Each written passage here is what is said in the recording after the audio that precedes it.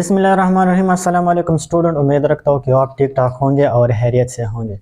Student, आज हम जो है ना क्लास 9 का पिछला पेपर फिजिक्स का इसका सेक्शन बी जो है ना करवाने जा रहे हैं। ठीक है, इससे पहले वाले लेक्चर में मैंने इसका सेक्शन ए यानी एमसीक्यूज वाला पार्ट किया था और आज जो है ना मैं इसका सेक्शन बी कंसेप्चुअल और शॉर्ट क्वेश्चन जो है ना इसको करवाने जा रहा हूँ। ठीक है, जो कि आने वाले एग्जाम के हवाले से बहुत ज़्यादा अहम है और बहुत ज़्यादा इम्पॉर्टेंट है। ठीक है, तो आज हम इसको चलिए शुरू करते हैं। ठीक है, तो इसमें शॉर्ट क्वेश्चन में कंसेप्चुअल में जो पहला वाला क्वेश्चन है और वो है कि क्या करें, define the following branches of physics. Question number first किया है शॉर्ट क्वेश्चन में, define the following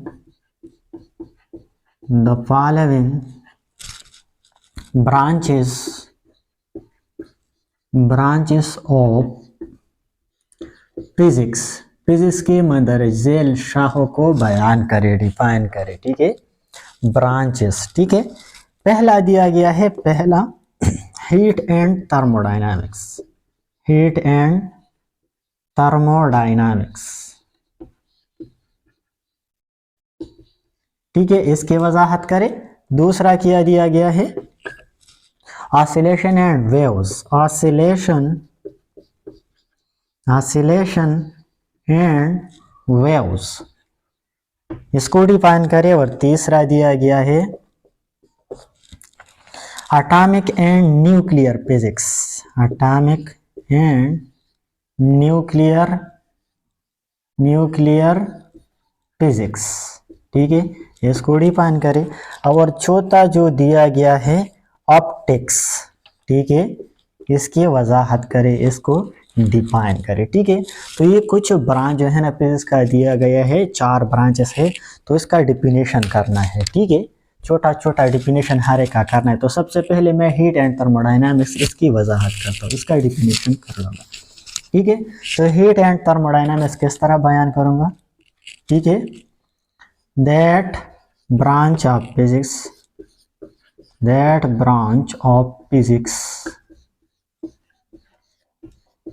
in which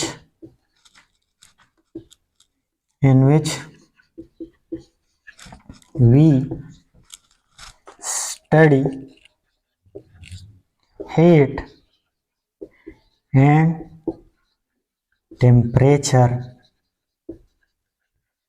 and their relation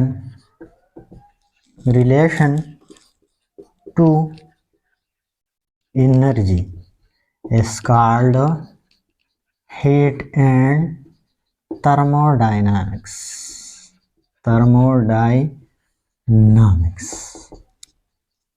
तो किस तरह हम डिफाइन करते हैं, that branch of physics in which we study heat and temperature and their relation to energy.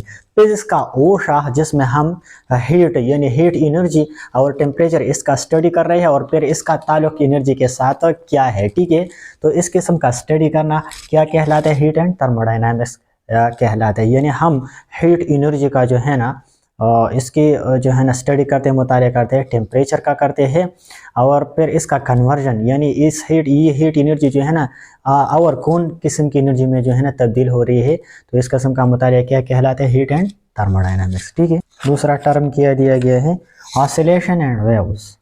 दूसरा क्या है, ऑसिलेशन एंड वेव्स। इसको कैसे डिफाइन करेंगे, इस ब्रांच को, that branch of physics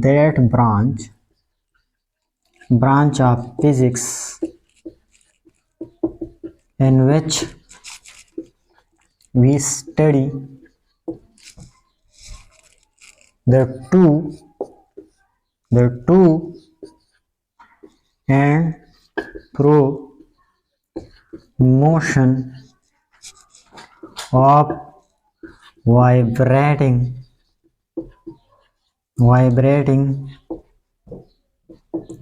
bodies and the production of waves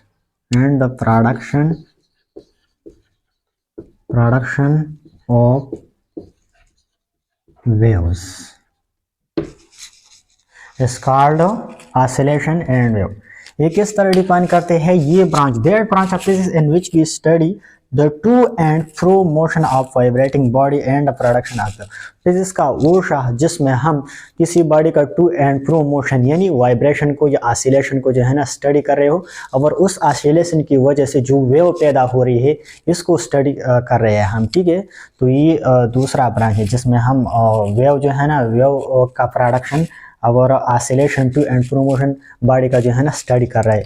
जैसे कि हमारे पास होता है एग्जाम्पल, स्विंग होता है, ऑसिलेशन कर रहे हैं, पेंडुलम होता है, ठीक है, वो ऑसिलेशन कर रहे हैं, ठीक है। हमारे पास जो है ना क्या होता है, बेल होता है, ठीक है, जो ऑसिलेशन कर रहे हैं, घंटी।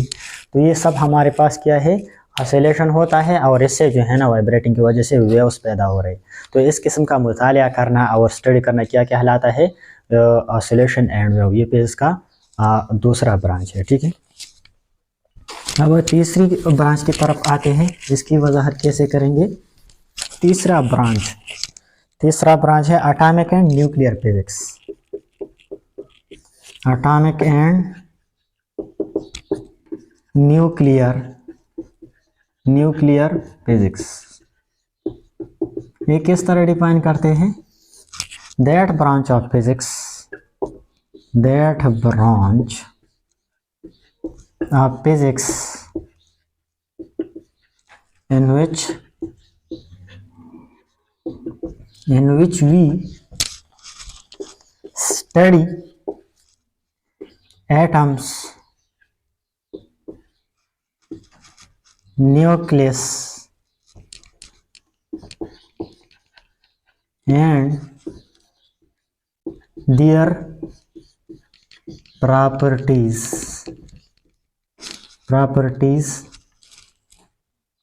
structure etc. किस तरह हम डिफाइन करते हैं, that branch of physics in which we study atoms, nucleus and their properties, their structure etcetera. यानी फिजिक्स का वो शाख जिसमें हम जो है ना मादे का छोटा जर्रा एटम्स, इसका मुतालिया कर रहे हैं, इसकी न्यूक्लियस का मरकजी का मुतालिया कर रहे हैं, इसकी साख्त, इसके स्ट्रक्चर के बारे में जो है ना इसकी जो है ना मुतालिया करते हैं, ठीक है।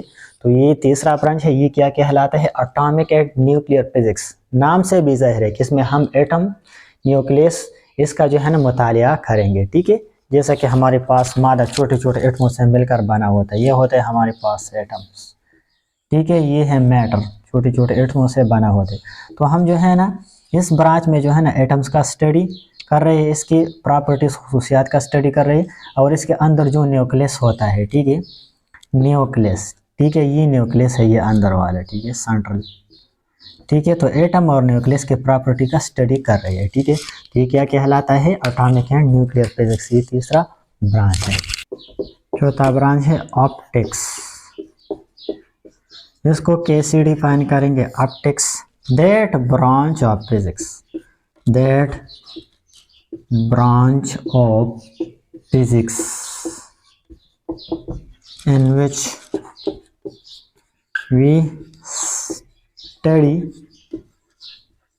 the nature or properties of light, such as reflection, refraction, diffraction, interference,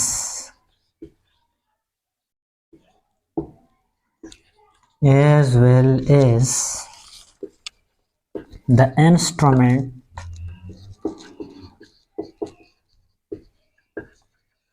which operates on light, such as microscope, telescope, lenses, mirror। किस तरह डिफाइन करते हैं हम optics, that branch of physics in which we study nature और properties of light. Physics का वो शाख जिसमें हम जो है ना रोशनी की नौइयत या इसकी खुसूसियात के बारे में जो है ना पढ़ते हैं। जैसे कि हमारे पास होता है reflection of light, refraction of light, diffraction of light, interference of light, ये सब कुछ जो है ना हम क्या करते हैं इस ब्रांच में जो है ना स्टडी करते हैं, इसका मुतालिया करते हैं। इसके अलावा हम जो है ना उस इंस्ट्रूमेंट, उस आलात का जो है ना मुतालिया कर रहे हैं जो कि रोशनी पे काम करता है, ठीक है। जैसे कि हमारे पास हो माइक्रोस्कोप होता है, टेलीस्कोप होता है, लेंसेस होता है, मिरर होता है, ठीक है। हमारे पास प्रिज्म होता है, ठीक है। मुख्तलिफ़ किस्म के एंडोस्कोप होता है, आला तो हमारे पास जो कि रोशनी पे काम करता है, ठीक है। तो इस किस्म के आलात और रोशनी का मुतालिया करना, इसके हुसूसियात का, नेचर का मुतालिया करना ऑप्टिक्स में आता है, ठीक है। तो ये है हमारे पास चौथा ब्रांच। क्वेश्चन नंबर 2 क्या है, शॉर्ट क्वेश्चन पार्ट बी का। डिफाइन वेक्टर, इसमें पहला वाला पार्ट ये है कि वेक्टर को डिफाइन करें। डिफाइन वेक्टर, फिर क्या कहता है, using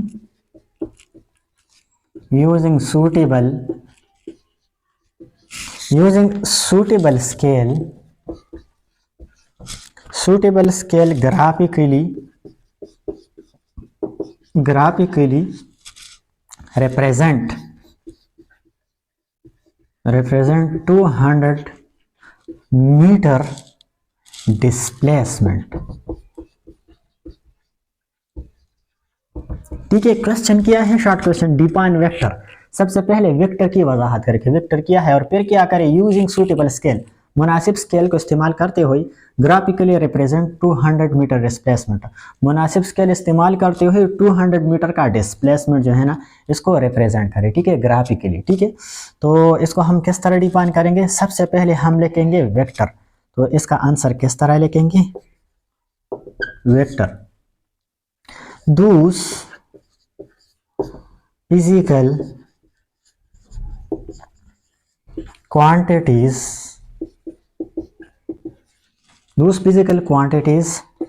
which having magnitude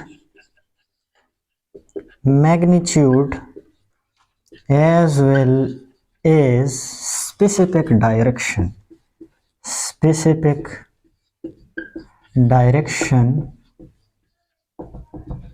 are called vectors। Vectors हमारे पास क्या होता है, those physical quantities which having magnitude as well as specific direction are called vector, यानी वो फिजिकल क्वांटिटी जिसका अपना मैग्नीट्यूड मकदार होता है और इसका एक खास डायरेक्शन भी होता है, वो हमारे पास वेक्टर क्वांटिटी होता है। जैसे कि हमारे पास होता है डिस्प्लेसमेंट हमारे पास वेक्टर क्वांटिटी है, ठीक है। Velocity, acceleration, torque, force, momentum etcetera, ये सारे हमारे पास क्या है, वेक्टर क्वांटिटी है। यानी वो क्वांटिटी जिसका अपना एक खास डायरेक्शन होता है और मैग्नीट्यूड भी होता है, वेलोसिटी होता है, डिस्प्लेसमेंट होता है, एक्सेलरेशन होता है, टार्क होता है, मोमेंटम होता है, फोर्स होता है, वेट होता है, ये सारे हमारे पास क्या होता है, वेक्टर क्वांटिटी होता है, ठीक है। अब क्वेश्चन में दूसरी बात क्या है, दूसरी बात ये है कि मुनासिब स्केल को इस्तेमाल करते हुए 200 मीटर का डिस्प्लेसमेंट जो है ना इसको ड्रा करे ग्राफिकली। तो इसके लिए सबसे पहले मैं जो है ना एक ग्राफ ड्रा करूँगा। ये हमारे पास जो है ना वाई एक्सिस है, वाई एक्सिस, और ये हमारे पास एक्स एक्सिस है, ठीक है। इसको जो है ना मैं ड्रा कर रहा हूँ। ये हमारे पास ऑरिजिन है, ये कार्टेशियन कोऑर्डिनेट सिस्टम, तो इसके लिए कोऑर्डिनेट सिस्टम की ज़रूरत है, ठीक है। अब डिस्प्लेसमेंट कितना दिया गया है, डिस्प्लेसमेंट कितना दिया गया है, वो है 200 मीटर। लेकिन इसके लिए तरीका ये है कि हम एक मुनासिब स्केल जो है ना इसको मुंतखब करेंगे, इसको सेलेक्ट करेंगे, क्योंकि 200 मीटर का डिस्प्लेसमेंट जो है ना मैं बोर्ड पे ड्रा नहीं कर सकता, न पेज पे ड्रा कर सकता हूँ और न बोर्ड पे ड्रा कर सकता हूँ। तो इसके लिए जो है ना मैं एक मुनासिब स्केल जो है ना सेलेक्ट करूँगा, मुंतखब करूँगा, ठीक है। तो मैंने परस किया, suppose 10 metre equal to 1 centimetre.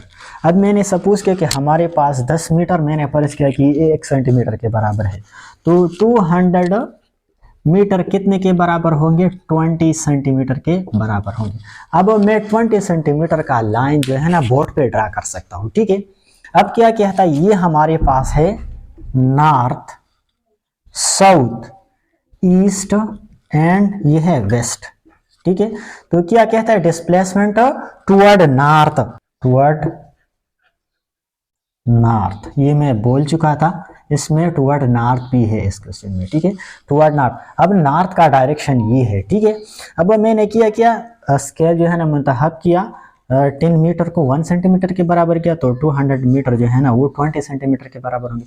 तो मैं क्या करूँगा, यहाँ से ऑरिजिन से शुरू करके नॉर्थ की तरफ जो है ना 20 सेंटीमीटर का फासला जो है ना लेके पुट की मदद से, सपोज यहाँ पर मैंने जो है ना 20 सेंटीमीटर का फासला जो है ना कवर किया, तो ये है हमारे पास 20 centimetre toward north.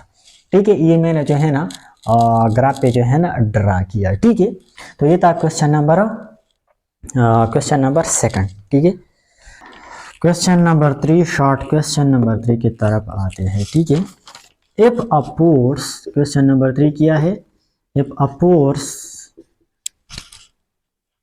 Of 90 newton acts, अमल करता है on a body,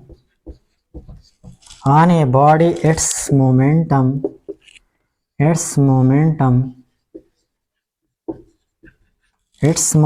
changes by 450 kilogram metre per second. ठीक है, व्हाट इज, क्वेश्चन है what is the time t पर which the force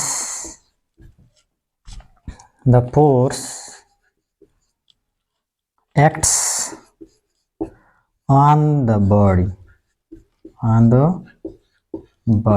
हमारे पास क्वेश्चन किया है, न्यूमेरिकल प्रॉब्लम है। ठीक है, क्वेश्चन नंबर 3 में if a force of 90 Newton, अगर हमारे पास 90 न्यूटन का फोर्स जो है ना एक्ट्स ऑन अ बॉडी पे अमल करता है, and change its momentum by 450 kilogram metre per second, और इसका मोमेंटम जो है ना कितना चेंज करता है, 450 kilogram metre per second change करता है। What is the time for which force act on the body, और कितने वक्त में जो है ना ये फोर्स बॉडी पे अमल करेगा। ठीक है, तो हम जो है ना इस वक्त को मालूम करेंगे। तो इसके सॉल्यूशन के लिए एक सिंपल सा फार्मूला है, आप लोग जानते हैं, solution relation between second law and momentum, Newton का सेकंड लॉ, वो रिलेशन हमारे पास है, if is equal to delta P by delta T, the time rate of change of momentum is called force. ठीक है, इस इक्वेशन को इस्तेमाल करेंगे और हम टाइम को मालूम करेंगे। ठीक है, तो इससे टाइम मालूम करने के लिए हम टाइम जो है ना इस तरफ कर लेंगे और फोर्स जो है ना डिवाइड कर लेंगे, तो इस तरह हो जाएगा delta T is equal to delta P divide by F. ठीक है,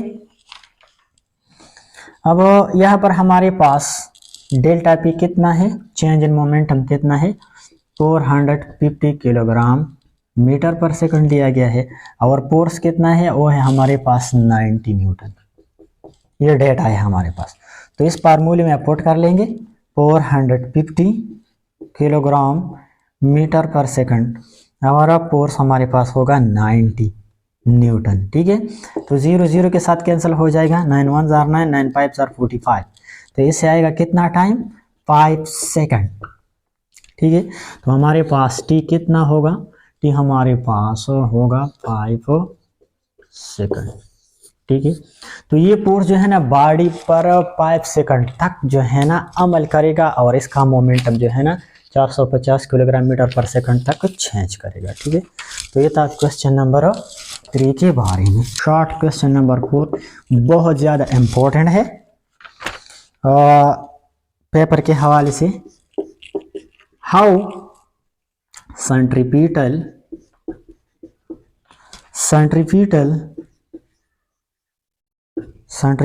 force is used in washing machine, dryer, washing machine, dryer. ठीक है, क्वेश्चन क्या है हमारे पास, how centripetal force is use in washing machine dryer. Washing machine की dryer में जो है ना सेंट्रीपिटल फोर्स कैसे इस्तेमाल होता है, कैसे काम करता है। तो इसका डिफिनीशन, इसका जो है ना आंसर हम किस तरह लिखेंगे, आंसर किस तरह लिखेंगे। The washing machine dryer consists a long cylinder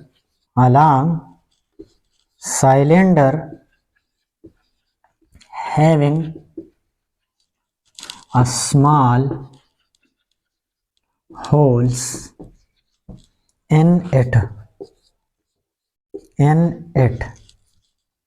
When the dryer start rotation,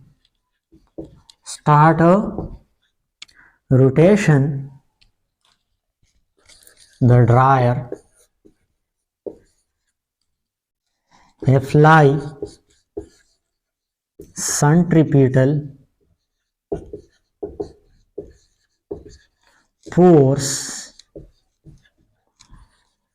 on the cloths and as well as water droplets to keep in मैं इसको हटाता हूँ थोड़ा सा, to keep in circular motion। ठीक है, but due to centrifugal force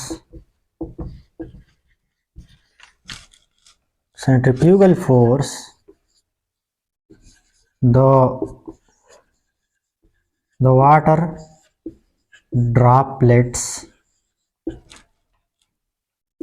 move away from the dryer and drained out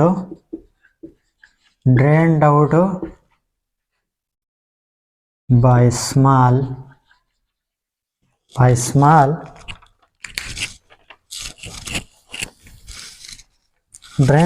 small holes and the cloths becomes dry।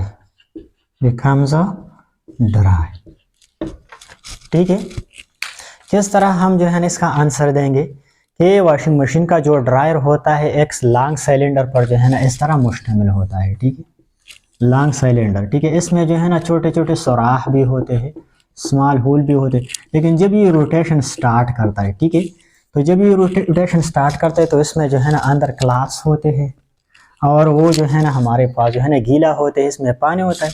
तो जब ये जो है ना स्पीड के साथ रोटेशन स्टार्ट करता है तो ये ड्रायर जो है ना पानी पर और खलात पर जो है ना सेंट्रीपिटल फोर्स जो है ना लगाता है। ठीक है, अंदर की तरफ सेंट्रीपिटल फोर्स लगाता है। लेकिन सेंट्रीपिटल फोर्स का अपोजिट एक फोर्स होता है सेंट्रीफ्यूगल, जो कि सर्कल से बाहर की तरफ होता है। उसकी वजह से पानी के कतरे जो है ना वो यहाँ पर नहीं रहते और ये छोटे छोटे सुराख में जो है ना बाहर जो है ना उड़ जाते हैं, निकल जाते हैं। ठीक है, तो इसकी वजह से हमारे पास जो है ना कपड़े जो है ना वो खुश्क हो जाते हैं। ठीक है, इस ड्रायर मशीन में। ठीक है, क्वेश्चन नंबर 5 है, व्हाट आर, ये भी बहुत ज़्यादा इम्पोर्टेंट है। Unlike parallel forces, how unlike parallel forces can be added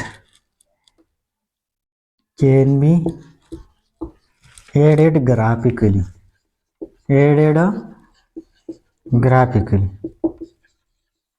question क्या है?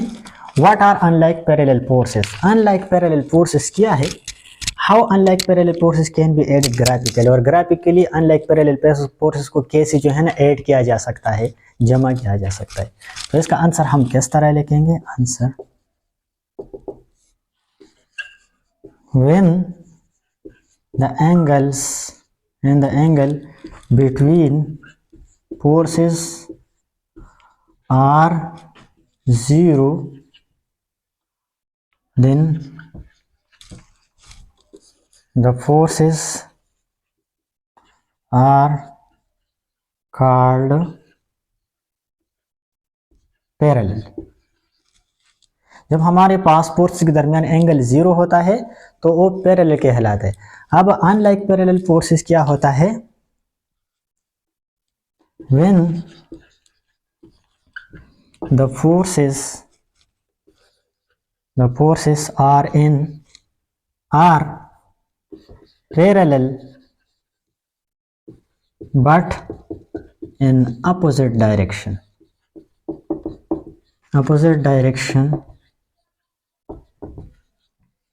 are called unlike parallel forces.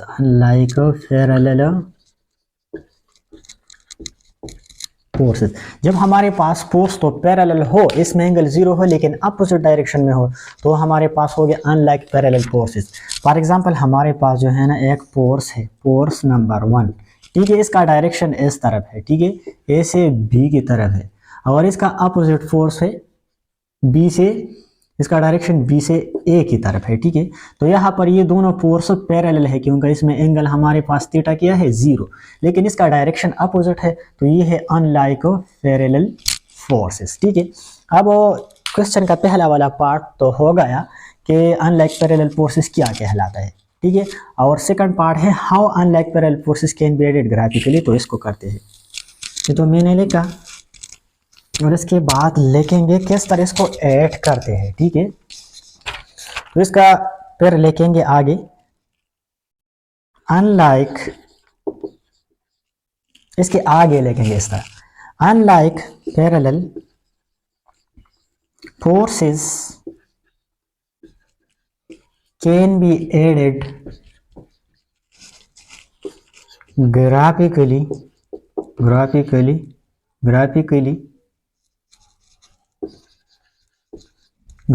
just by subtracting their magnitudes,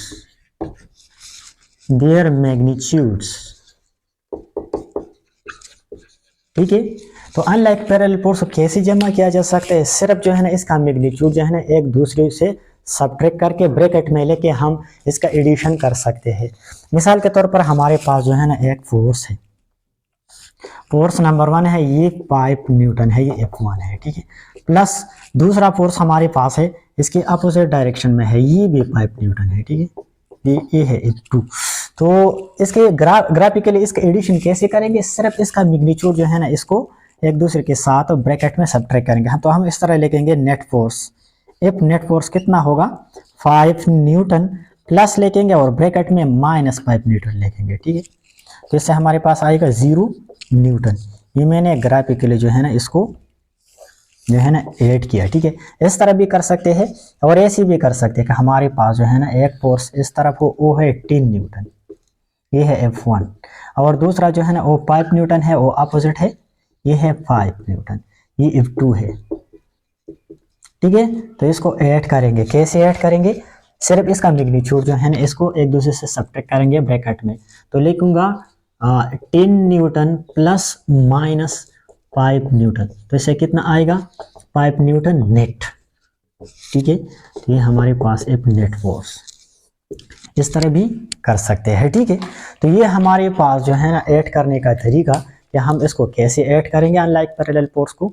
तो पहले वाले फोर्स को लिखेंगे, प्लस लिखेंगे और फिर जो है ना जैसे कि मैंने किया है सेकंड वाला फोर्स जो है ना इसको ब्रैकेट में बंद करके नेगेटिव निशान देंगे और इसको सब्ट्रैक्ट करेंगे। तो ये है तरीका अनलाइक पैरेलल फोर्स ऐड करने का। तो ये था क्वेश्चन नंबर 5। ठीक है, अनलाइक पैरेलल फोर्सेस क्या है और फिर इसको ग्राफिकली कैसे ऐड किया जा सकता है। ठीक है, तो चूंकि पैरेलल है तो इसलिए इसके कंपोनेंट की ज़रूरत नहीं है। ठीक है, स्प्लिटिंग की ज़रूरत नहीं है, सिर्फ इसका मैग्नीट्यूड जो है ना ऐड करना है। ठीक है, ये था क्वेश्चन नंबर 5 के बारे में। अब क्वेश्चन नंबर 6 क्या है, can a single force, question number 6, can a single force applied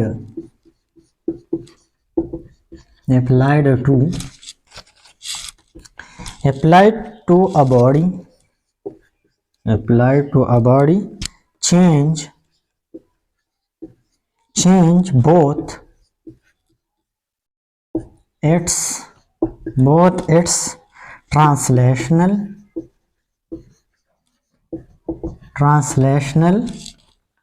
and rotational motion।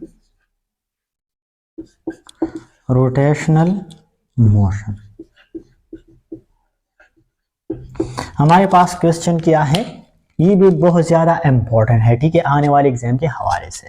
Can a single force applied to a body change both its translational and rotational motion. किया सिर्फ एक single force जो है ना जब हम किसी body को अप्लाई करें तो क्या ये फोर्स जो है ना बॉडी का दोनों इसका ट्रांसलेशन और रोटेशनल मोशन जो है ना दोनों तब्दील कर सकता है कि नहीं कर सकता। तो इसके लिए कंडीशन है। ठीक है, तो इसके जवाब हम किस तरह लिखेंगे, आंसर। इसका कंडीशन क्या है, इसका कंडीशन ये है कि अगर ये फोर्स जो है ना बॉडी के सेंटर ऑफ मास से नहीं गुजर रही हो तो फिर जो है ना ये फोर्स बॉडी का translational as well as rotational motion जो है ना चेंज कर सकता है। ठीक है, मिसाल के तौर पर ये हमारे पास एक बॉडी है, ये इसका जो है ना सेंटर ऑफ मास है। अब वो ये बॉडी मोशन में है। ठीक है, इस तरह मोशन में है, मोशन कर रहा है, या मोशन में है या रेस्ट में है। ठीक है, और इस पर एक फोर्स जो है ना इस डायरेक्शन में जो है ना एक्टिंग कर रहा है, फोर्स F1। ठीक है, लेकिन ये फोर्स अगर इसके सेंटर ऑफ मास से नहीं गुजर रही हो, ठीक है, तो ये फोर्स जो है ना इस बॉडी का रोटेशनल मोशन भी चेंज करेगा और इसको इस तरफ ट्रांसलेट भी करेगा। ठीक है, तो रोटेशन भी चेंज करेगा और ट्रांसलेशन भी करेगा, क्योंकि यहाँ पर ये फोर्स जो है ना सेंटर ऑफ मास की लाइन से नहीं गुजरता। लेकिन अगर ये फोर्स फॉर एग्जांपल मैं F2 कर रहा हूँ, ये है F2, ये सेंटर ऑफ मास से गुजर रही हो। ठीक है, ये है सेंटर ऑफ मास, अगर इससे गुजर रही हो तो फिर ये फोर्स जो है ना सिर्फ बॉडी का ट्रांसलेशनल मोशन चेंज करेगा, रोटेशनल नहीं। ठीक है, तो हम जवाब किस तरह देंगे कि a single force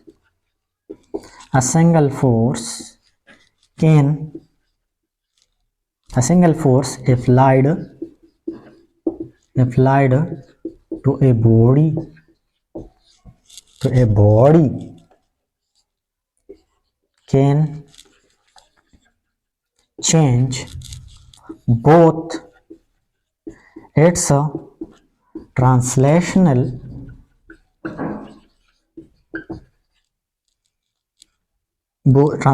and rotational motion if ये कंडीशन है, if the force does not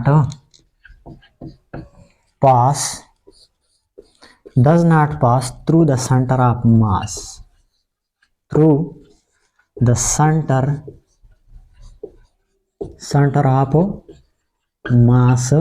CM।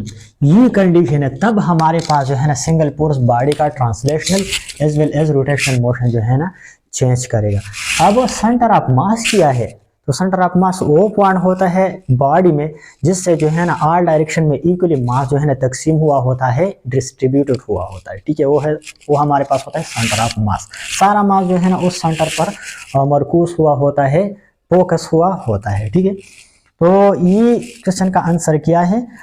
Single pole जो है ना हमारे पास बॉडी का जो है ट्रांसलेशनल मोशन और रोटेशनल मोशन दोनों चेंज कर सकता है, लेकिन अगर ये पोल जो है ना सेंटर ऑफ मास से नहीं गुजर रहे हो, किसी और जगह से बॉडी का गुजर रहे हो, तो फिर हमारे पास ये दोनों मोशन चेंज करेंगे बॉडी के। अगर सेंटर ऑफ मास से गुजर रहे हो तो सिर्फ ट्रांसलेशनल मोशन चेंज करेगा, रोटेशनल नहीं। क्वेश्चन नंबर 7, एक्सप्लेन, ये भी बहुत अहम है। Explain the law of conservation of, law of conservation, conservation mean constant, जिसमें कोई चेंज नहीं आ रही हो। Conservation of energy by giving example, by giving example, example भी दे, ठीक है, इसकी एक्सप्लेनेशन वजाहत भी कर ले और एग्जाम्पल भी दे। तो हम किस तरह डिफाइन करते हैं law of conservation of energy, law of conservation of energy, of energy, इसको इस तरह डिफाइन करते हैं। This law state that, this law states that the energy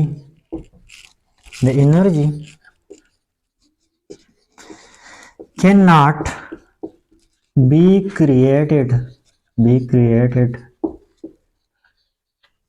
nor destroyed.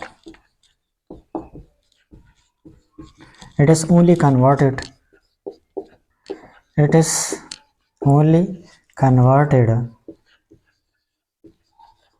from one form to another,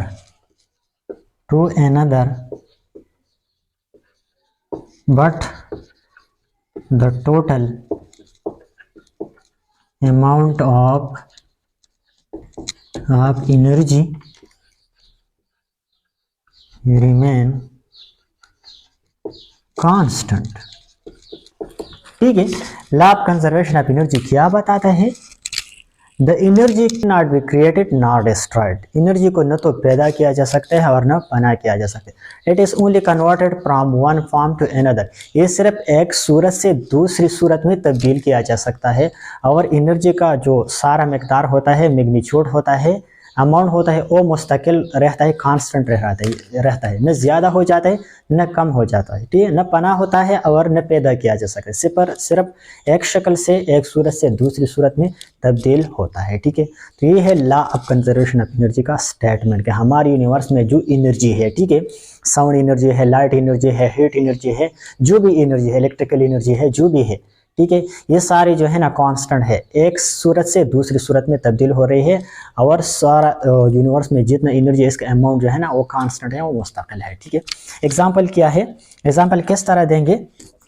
in a dam the potential energy of water converted to kinetic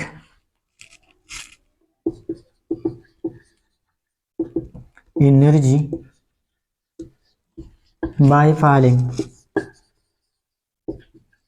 and then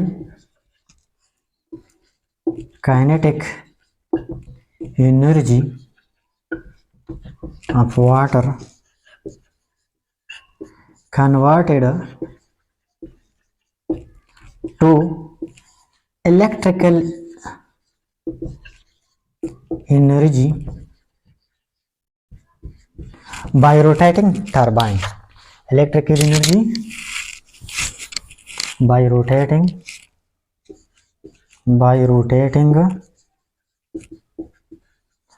turbine। ठीक है, तो example किस तरह देता हूँ कि ऊंचाई में जो है ना डैम में पानी जो स्टोर होता है, वो फिर जो है ना इसमें पोटेंशियल एनर्जी होता है। ठीक है, ऊंचाई जब वो बहता है, पानी नीचे बहता है, तो उसका एनर्जी काइनेटिक एनर्जी में तब्दील होता है। अब फिर ये नीचे यहाँ पर टरबाइन के जो है ना फैंस लगे होते हैं, ठीक है, इसको रोटेट करते हैं इस तरह। ठीक है, तो फिर पानी का काइनेटिक एनर्जी जो है ना किस में तब्दील हो रहा है? इलेक्ट्रिकल एनर्जी में तब्दील हो रहा है, इलेक्ट्रिकल एनर्जी में तब्दील हो जाएगी। ठीक है, तो ये है law of conservation of energy का एग्जाम्पल। क्वेश्चन नंबर 8 में क्या कहता है, a man takes 60 second in lifting a load of 300 Newton through a height of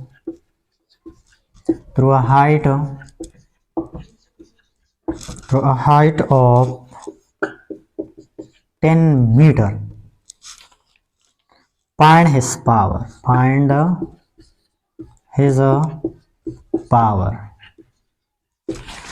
problem क्या है, a man takes 60 second and lifting a load of 300 newton to a height of 10 metre. Find his power. एक आदमी है जो है ना 60 second में जो है ना 60 सेकंड लेता है, ठीक है, और 300 न्यूटन जो है ना एक लोड है, इसका वजन 300 न्यूटन है, वो उठाता है ऊपर। ठीक है, कितनी हाइट तक उठाता है, 10 मीटर जो है ना वो हाइट है, इतनी हाइट तक वो लोड जो है ना उठाता है। तो इसका पावर कितना होगा, इस आदमी का पावर कितना होगा। तो इसके सॉल्यूशन के लिए हमें सबसे पहले जो है ना डेटा चाहिए। तो डेटा में टाइम क्या है, टाइम टी, वो है हमारे पास 60 सेकंड। ठीक है, अब लोड का वजन क्या है, लोड वेट कितना है, ठीक है, ठीक है, इसको वो है 300 न्यूटन। ठीक है, इसको हम फोर्स भी कहते हैं। और हाइट कितना है, HAIGHT हाइट, H वो हमारे पास है 10 मीटर। तो पावर मालूम करें। ठीक है, तो पावर के लिए सिंपल फार्मूला हमारे पास the rate of doing work by time. ठीक है, ये हमारे पास पावर का फार्मूला है। ठीक है, तो यहाँ पर वर्क हमारे पास किसके बराबर है, work is equal to F dot S, इसके बराबर है। ठीक है, तो यहाँ पर इफ हमारे पास जो है ना वेट के बराबर है, यहाँ लिखूंगा वेट, और इस हमारे पास हाइट के बराबर है डिवाइड बाय टाइम।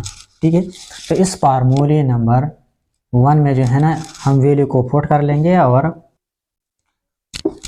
क्या कर लेंगे, पावर मालूम करेंगे। ठीक है, तो पावर कितना हो जाएगा, WH/T हो जाएंगे, क्योंकि यहाँ पर वेट और फोर्स जो है ना एक जैसे है। ठीक है, तो लूँगा 300 न्यूटन वेट है और फोर्स है, हाइट कितना है, वो है 10 मीटर, टाइम कितना लेता है 60 सेकंड। ठीक है, तो 0 0 के साथ कैंसिल हो जाएंगे, 3 1 जार 3, 3 2 जार 6, और फिर 2 5 जार 10, 50। तो यहाँ पर पावर कितना आता है, 50 वाट आएगा हमारे पास, जूल पर सेकंड और वाट। हमारे पास इस आदमी का पावर कितना होगा, 50 वाट या 50 जूल पर सेकंड होगा। ठीक है, ठीक है, यूजिंग क्वेश्चन नंबर 9 क्या कहता है, using stress strain curve define elastic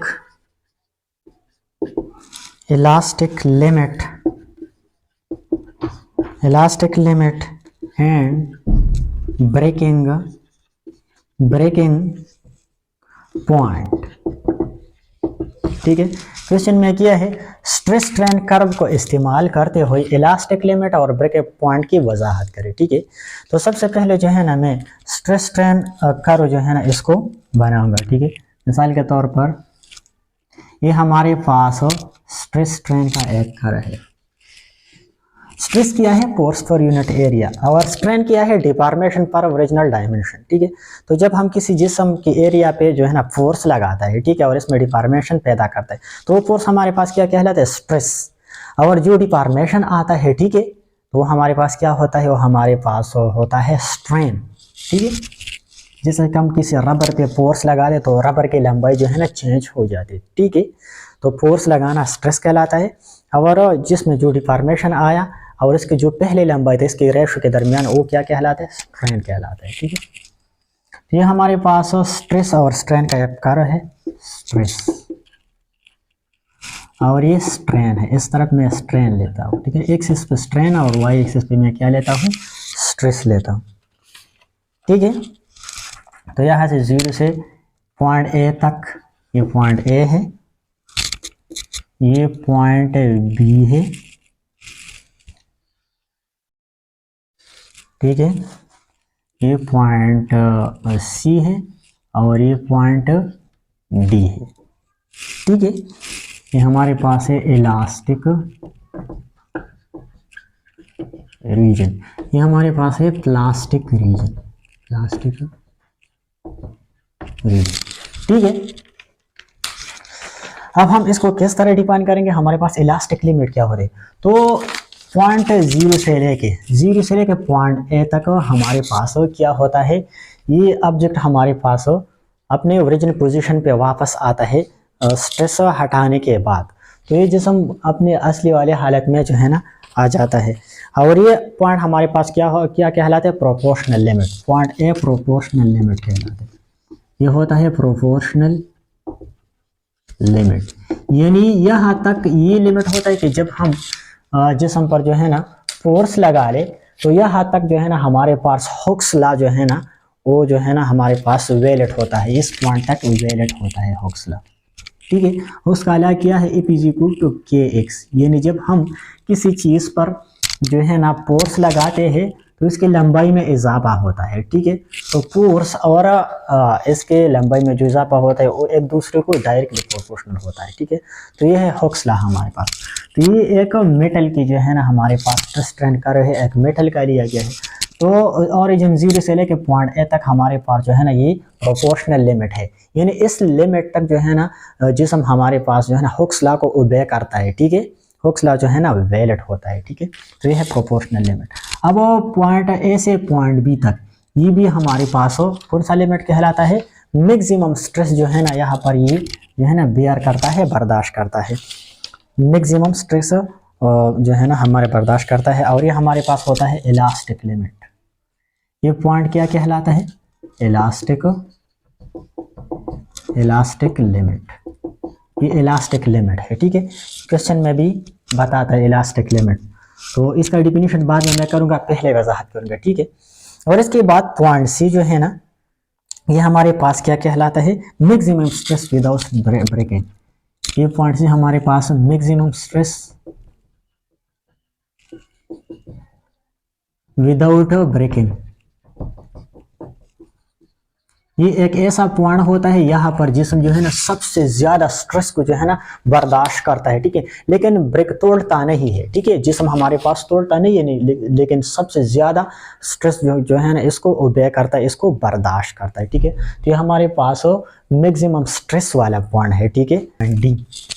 अब पॉइंट डी एक ऐसा पॉइंट है, ये हमारे पास है ब्रेकिंग पॉइंट, ये एक ऐसा पॉइंट है जहां पर बॉडी जो है ना वो तोड़ता है, वो इसमें ब्रेकिंग आता है, ठीक है। और पहले अपने पहले वाली असली हालत में जो है ना नहीं आ सकता, ठीक है। अब ये रीजन पॉइंट 0 से लेके पॉइंट बी तक ये इलास्टिक रीजन कहलाता है।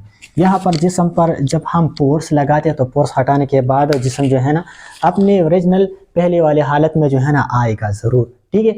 और बी से लेके डी तक हमारे पास प्लास्टिक रीजन है, यानी ये वो रीजन है जहां पर जो है ना जिस्म अपने पहले वाली हालत में जो है ना नहीं आता है, ठीक है, इसमें डिफॉर्मेशन आता है। और डी वाला पॉइंट जो है ना ये ब्रेकिंग पॉइंट है, इस पॉइंट पर पहुंच के जिस्म जो है ना तोड़ता है, ब्रेक डाउन जो है ना इसका होता है। अब इसमें हमारे पास इलास्टिक लिमिट क्या होता है, the Hooke's the limit up to which the Hooke's law holds is called elastic limit, यानी वो लिमिट जहाँ तक हुक्स का लॉ जो है ना वो वैलिड होता है, ठीक है, वो जो है ना काम करता है, ठीक है, फेल नहीं होता, ये हमारे पास इलास्टिक लिमिट होता है। और इसके बाद दूसरा क्या है, breaking point, the point up to which, breaking point क्या कहलाता है, breaking point, the point at which condition are, वो पॉइंट जहाँ पर अब जो है ना इसका ब्रेक डाउन होता है, वो तोड़ता है और पहले अपने असली पहले वाले हालत में नहीं आ सकता, वो हमारे पास होता है ब्रेकिंग पॉइंट। क्वेश्चन नंबर 10 क्या है, हाउ इवापोरेशन। क्वेश्चन नंबर 10 क्या है, how evaporation cause cooling example. Evaporation किस तरह कूलिंग पैदा करता है, ठंडक पैदा करता है, एग्जाम्पल है। ठीक है, तो सबसे पहले इवापोरेशन को जो है ना डिफाइन करते हैं। इवापोरेशन, इवापोरेशन किस तरह डिफाइन करते हैं, इवापोरेशन। ठीक है, इवापोरेशन किस तरह डिफाइन करते हैं, द चेंज, लिक्विड जो है ना हर एक टेम्परेचर पर जब ये वेपर में तब्दील होता है, भड़ास में तब्दील होता है, तो ये क्या कहलाता है, इवापोरेशन। ये जीरो टेम्परेचर भी हो सकता है, जब हम बर्फ जो है ना वो फ्रिज से निकालते हैं तो इससे जो है ना वो इवापोरेशन होता है। यानी इसका मतलब है कि इवापोरेशन एट एनी टेम्परेचर पे होता है विदाउट बॉइलिंग पॉइंट। यानी ऑब्जेक्टिव बॉइलिंग पॉइंट के बगैर, इससे कम जो भी टेम्परेचर हो, हर एक टेम्परेचर पे हमारे पास इवापोरेशन होता है। ये इवापोरेशन कहलाता है। पानी की सतह से या कोई और जो है ना लिक्विड की सतह से इवापोरेशन खुद बहुत एट एनी टेम्परेचर हो सकता है। इवापोरेशन, अब ये कूलिंग कैसे पैदा करता है। ठीक है, तो द मॉलिक्यूल्स विच लिविंग छोड़ता है, living the liquid surface need and cause cooling। ये किस तरह कूलिंग पैदा करता है, जब हमारे पास जो है ना एक बर्तन में या किसी सतह में लिक्विड होता है, मिसाल के तौर पर लिक्विड है, तो इससे मॉलिक्यूल जो ऊपर वाली सतह पे जो मॉलिक्यूल होते हैं वो इवापोरेट होते हैं और स्केप यहाँ से भाग जाते हैं, ऊपर उड़ते हैं। तो ऊपर उठने के लिए और भाग जाने के लिए, स्केपिंग के लिए मॉलिक्यूल को एनर्जी चाहिए। ठीक है, वैसे तो नहीं जा सकते। ठीक है, तो वो एनर्जी वो मॉलिक्यूल क्या करता है, इस सतह से जो है ना इस सरफेस से लेता है और इस सरफेस से एनर्जी उठा के वो खुद भी जाते और एनर्जी भी ले जाते। तो ये सरफेस जो है ना क्या रहता है, ठंडा रहता है, ठंडक पैदा करता है। ठीक है, ठंडा रहता है। तो इस तरह ये कूलिंग इफेक्ट पैदा करता है। ठीक है, मिसाल के तौर पर व्हेन, एग्जाम्पल भी किस तरह देंगे, किस तरह एवापोरेशन जो है ना, एग्जाम्पल क्या है कि जब आप अपने हथेली पे स्पिरिट डालते हैं तो जेल ही जो है ना एवापोरेट हो जाते हैं, वेपर में तब्दील हो जाती है और आपकी हथेली से एनर्जी लेके आप अपना हथेली जो है ना इस पर ठंडक महसूस कर रहे हैं। ठीक है, तो ये है एग्जाम्पल एवापोरेशन। इस तरह पानी जो है ना जब आप गीले कपड़े पहन ले और पंखे के नीचे जो है ना बैठ जाए तो पानी की मॉलिक्यूल जेल जो है ना हवा के साथ एवापोरेट हो जाते हैं और आपको ठंडक महसूस होती है जब तक। Question number 11, it is easy to rupture a balloon by needle. Needle के साथ जो है ना हम आसानी जो है ना एक बैलून को, एक गुब्बारे को तोड़ सकते हैं। ठीक है, एक नीडल के मदद के साथ, लेकिन अपने हाथ के फिंगर से उसको नहीं तोड़ सकते आसानी से। ये क्यों होता है। ठीक है, तो इसका जवाब हम कैसे देंगे, जवाब आंसर किस तरह देंगे, that it is easy to rupture, फाड़ना और तोड़ना, rupture a balloon by needle tip finger because we know that pressure P is equal to F by A। तो pressure is inversely proportional to area। इस तरह लिखेंगे, is very small area as compared finger, that is why due to greater pressure जो है ना finger tip की मदद से बैलून बआसानी तोड़ सकते हैं और हम अपने फिंगर से बआसानी नहीं तोड़ सकते। इसकी वजह ये है कि हमारे पास जो नीडल होता है, नीडल का वो जो एरिया होता है बहुत ज़्यादा कम होता है। ठीक है, और हमारे फिंगर का जो एरिया होता है वो ज़्यादा होता है नीडल के बनिस्बत। तो प्रेशर से हम जानते हैं कि जब हमारे पास एरिया कम होता है तो प्रेशर ज़्यादा होगा। यानी प्रेशर और एरिया एक दूसरे को इन्वर्सली प्रोपोर्शनल, जितना एरिया कम होता है प्रेशर ज़्यादा होगा, जितना एरिया ज़्यादा होता है प्रेशर कम होगा। अब जब हम बैलून पर जो है ना अपने फिंगर से प्रेशर जो है ना लगाते हैं, दबाते हैं अपने फिंगर से, तो इसका एरिया ज़्यादा है। लेकिन अगर हम तो एरिया ज़्यादा तो प्रेशर कम होगा। लेकिन अगर हम नीडल को इस्तेमाल करें इसके बजाय, तो नीडल का एरिया बहुत ज़्यादा कम है, ज़्यादा प्रेशर लगाएगा, तो इसकी वजह से बासानी जो है ना बैलून क्या करता है, गुब्बारा बासानी तोड़ता है। ठीक है, तो ये था आज के कंसेप्चुअल और शॉर्ट क्वेश्चन के बारे में क्लास 9 के, जो कि प्रीवियस पेपर था, बहुत ज़्यादा इम्पोर्टेंट है। तो उम्मीद रखता हूँ कि आप लोग समझ चुके होंगे। तो अगर फिर भी किसी का क्वेश्चन हो तो मुझसे पूछ लेते हैं।